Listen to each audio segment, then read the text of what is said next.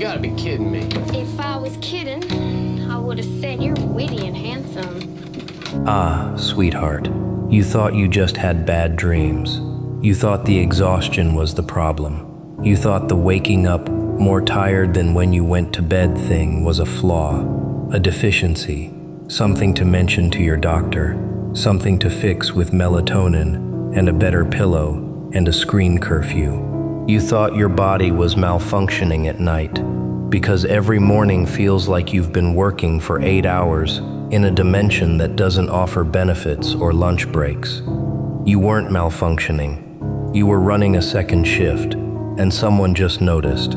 Here's the scene. A sleep lab at a university I can give you the state of, but not the name. 3rd floor, windowless, 11 monitors. A man named Dr. Kessler, 58 years old. Plan.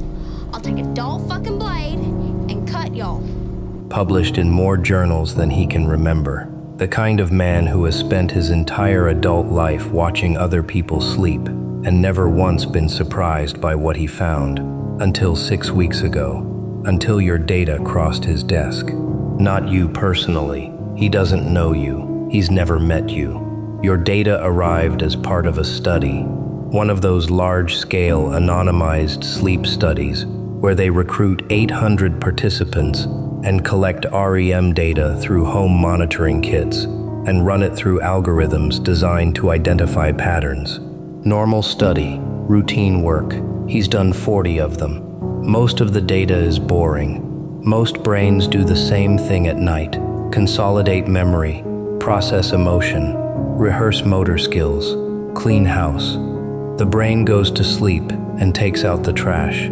That's what the textbooks say. That's what 40 studies confirmed. Then there was yours. Your file was flagged by the algorithm on night 3, not because something was wrong, because the algorithm couldn't classify what it was seeing. It kept returning a code the lab had never gotten before. Not an error code, a code that means pattern detected, no existing category available. Please review manually. Dr. Kessler reviewed it manually. He pulled your full night polysomnography. He looked at your EEG. He looked at your REM cycles. He looked at the specific architecture of your sleep, the timing, the depth, the transitions, the duration of each stage. And he called his postdoc into the room and said one sentence. He said, "This brain is not resting." Let me unpack what he meant, because that sentence sounds simple, and it isn't. Normal sleep has a shape, a clean one. You go down through the stages, light sleep, then deeper still, and then you come back up into REM, and your brain does its sorting, and then you go back down. Repeat 4 or 5 times per night. The curve is predictable. It looks like hills. Gentle, rhythmic, boring little hills. Your curve doesn't look like hills. Your curve looks like a city skyline. Spikes, plateaus, sudden descents into depths the brain isn't supposed to reach during normal sleep.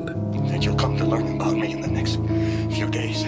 I just want you to know that And then violent ascents into REM phases, so active they resemble waking consciousness more than dreaming. Your brain goes deep, deeper than stage 4, which isn't supposed to happen outside of medical anomalies, and then erupts into REM bursts so dense with neural activity that the EEG printout looks like radio static during a thunderstorm. And it does this all night, every night, on a schedule so precise that Dr. Kessler's postdoc initially assumed the monitoring kit was broken because human brains don't run on schedules like that. Machines run on schedules like that. But it wasn't the schedule that made him call the meeting. It was what was happening during the REM bursts. Normal REM dreams activate certain regions: visual cortex, emotional centers, memory consolidation areas, predictable stuff. Your REM bursts were activating regions that are not supposed to be active during sleep. Prefrontal cortex, the planning center, the decision-making center, the part of the brain that is definitionally offline during dreams. So right now, what I need is for you to climb down out of my ass. Yours was lit up like a control room. Anterior cingulate cortex, the conflict monitoring system, the part that detects when something is wrong and redirects attention. Yours was firing at rates comparable to someone performing a high-stakes cognitive task while fully awake. Broca's area, the speech production center.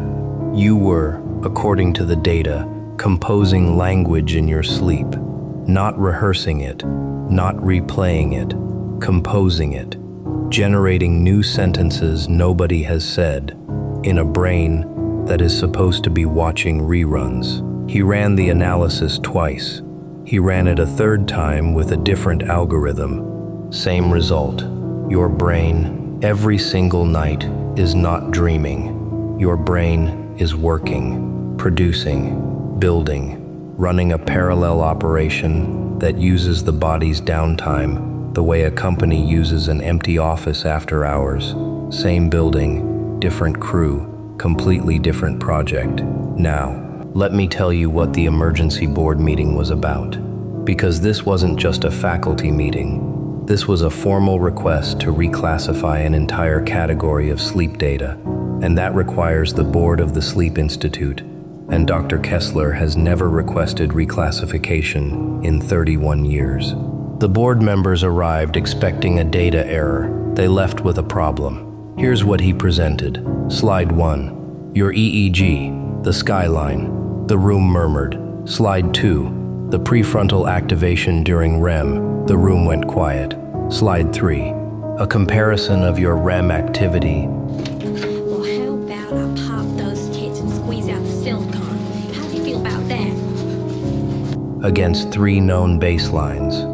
A healthy adult, a lucid dreamer, and a meditating monk.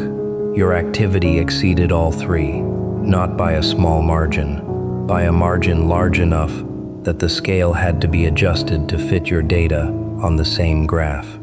Then he showed them something he almost didn't include. A time correlation analysis.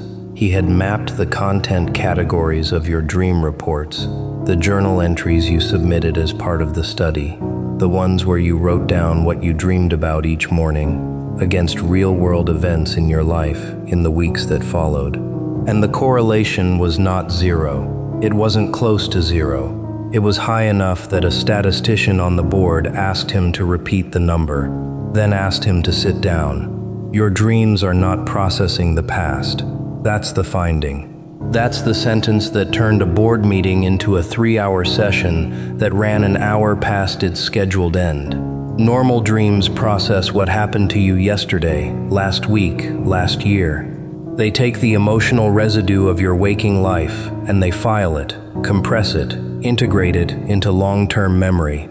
That's the job. That's what sleep is for. Your dreams are processing what hasn't happened yet, not prophetically, not mystically, not in a way that Dr. Kessler would ever use the word prophecy, because that word would end his career and he knows it. He used the phrase anticipatory modeling.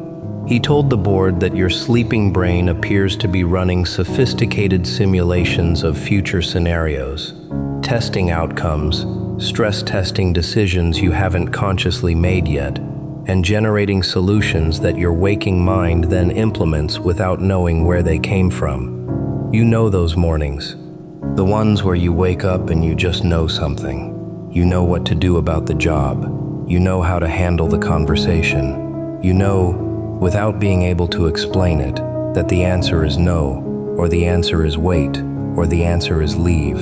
You chalk it up to intuition. You chalk it up to gut feeling. You chalk it up to just knowing. But Dr. Kessler is looking at your EEG at 4 in the morning and watching your brain run the scenario 11 times, test the variables, eliminate the failing outcomes, and hand the surviving answer to your prefrontal cortex, wrapped in a feeling, because feelings are the format your waking mind accepts without asking for the spreadsheet. That's what the dreams are. That's what the exhaustion is.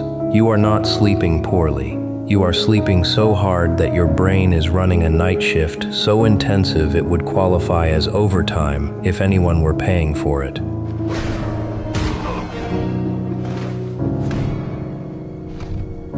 You wake up tired because you worked all night, not metaphorically. Neurologically, your glucose levels dip by morning in ways that mirror cognitive exertion. Your cortisol pattern matches someone who has been problem-solving for hours. Your body is being honest with you. It's saying, I just did a full shift, and your alarm clock doesn't care. Here's what else the dreams are doing. And this is the part Dr. Kessler almost didn't present because it scared him. Your sleeping brain is running people, not just scenarios, people. The faces in your dreams, the ones you recognize and the ones you don't. Your brain is modeling their behavior. It is building predictive profiles of the people in your life and running them against future situations to see what they'll do. That dream you had about your friend acting strange, that wasn't anxiety, that was a simulation. Your brain had collected enough microdata, tone of voice, text patterns, response times, facial micro-expressions your conscious mind didn't bother to log, and it built a model of that person and ran it forward. And when the model showed you something uncomfortable, it staged it as a dream, so you'd feel it without needing to analyze it. You dreamed that someone was lying to you. 3 weeks later, you found out they were. You didn't have evidence, you had a dream. But the dream had evidence. It just didn't show its work. That dream where you're in a building you've never been in, walking through rooms you don't recognize, looking for something you can't name. That's not random. That's your brain building floor plans of situations you're about to enter. It's premapping. It's architectural rehearsal. You will walk into a room next month that you have never physically been in, and something about it will feel familiar, and you'll think you're having déjà vu, and you're not. You've already been there, in your sleep. Your brain walked the perimeter, checked the exits, and filed the layout so that when your body arrives, your nervous system already knows where to stand. And that recurring dream, the one you've had for years, the one that comes back in slightly different versions but always the same core, the same hallway, the same tension, the same unresolved thing. That's not a broken record. That's a long-range project. Your brain is working on something that isn't ready yet, something that requires more data, more processing, more iterations. It keeps reopening the file because the file isn't finished. And the reason it's not finished is that the situation it's modeling hasn't fully materialized in your waking life yet.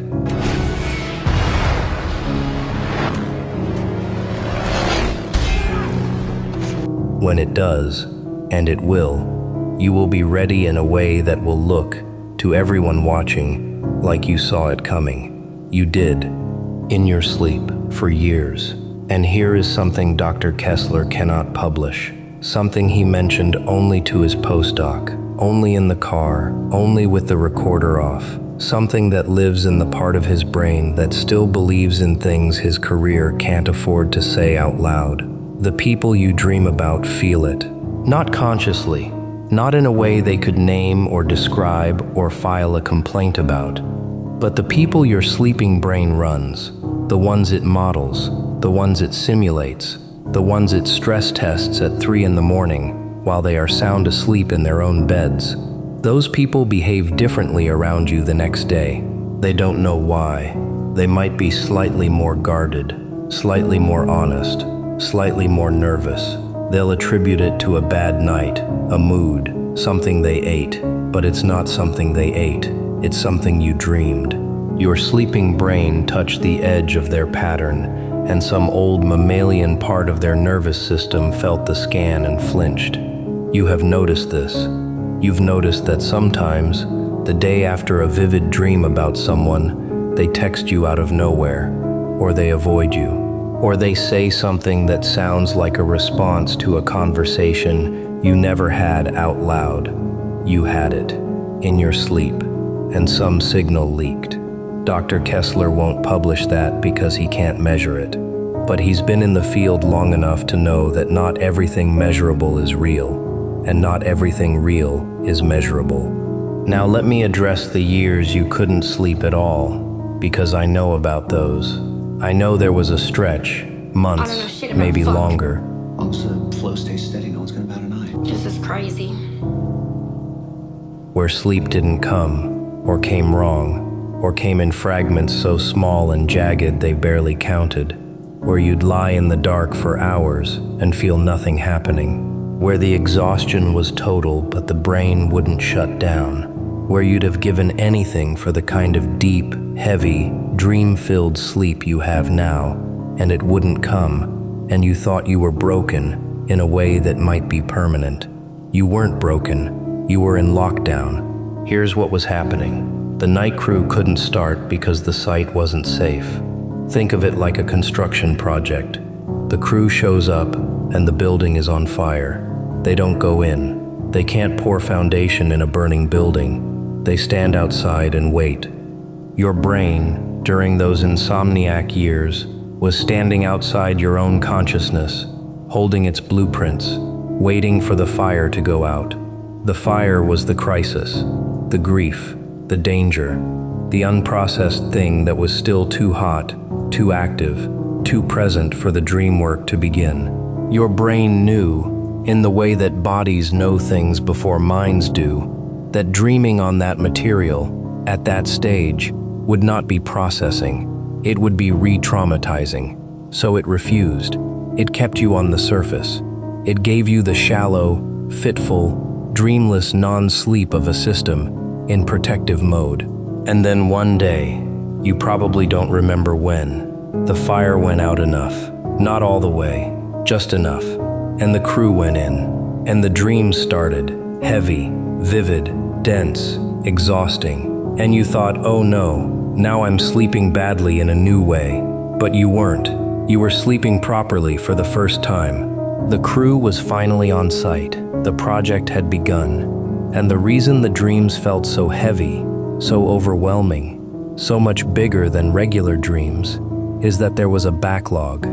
Years of unprocessed material the crew couldn't touch while the building was burning. They were doing overtime from the first night. They still are. The backlog is almost clear. Almost. You can feel it. The dreams are changing, aren't they? They're getting less chaotic, more architectural, more purposeful, less about the fire, more about what to build where the fire was. That's the crew finishing the emergency repairs and starting the real project. Now, I know what you're doing with this. I know the part of you that hears all this and immediately tries to control it, to optimize it, to Google sleep hacks and buy a weighted blanket and try to manage the thing that has been managing you. Don't. That's the opposite of what needs to happen. The system works because you don't interfere with it. It's not meth.